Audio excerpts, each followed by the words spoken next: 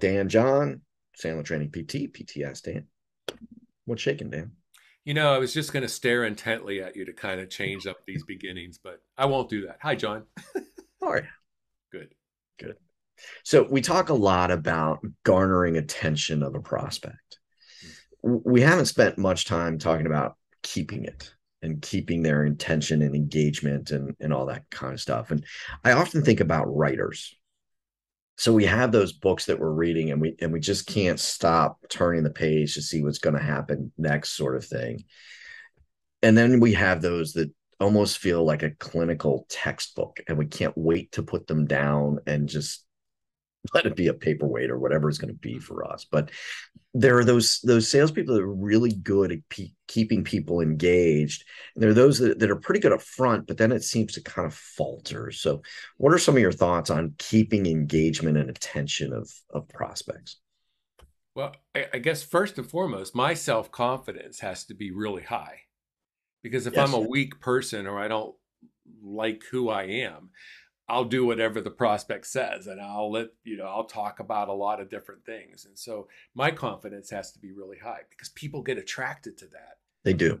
Second, I need to be secretive. Hey Dan, how do you help sales teams improve their sales by 30%? Well, we do it this way, this way. No, it's like, hmm, well, what in particular would you like to know about that? A little bit of secretness there. Yes. That's why we get attracted to people. If we knew everything about somebody we met, we probably wouldn't like them. It's the stuff we don't know that kind of intrigues us. It's like I want to learn a little bit more. Yep. So I think that's where the answer lies. Self-confidence, but be intriguing and secretive, so to speak. Not so much that the person can't get a straight answer out of you, but more Right. like I'll share with you whenever the time's right. And right now it's not right. I'm not going to Yeah. say that. I want to think that. Yeah, I think we talk a lot about that intriguing element and keeping somebody's curiosity up.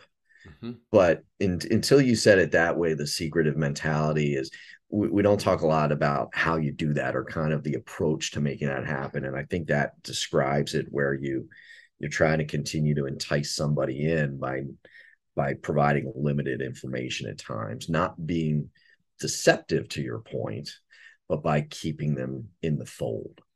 Yeah, let me be a little more honest on that too. If Okay. I'm sitting in front of a deal where I'm going to make $1,000, I am more confident and sure of myself as opposed to a deal I'm going to make 100,000 in my pocket. Yep. And so if I'm going to be honest, the higher the dollar amount or the larger the company or the higher up I go, I get a little nervous. Sure. That's It's human natural. nature. That's what makes sales so much fun. But to me, the challenge is bottling that nervousness and still holding true to who I am as an expert, as Yes. someone who potentially, maybe, will want to do business with this prospect.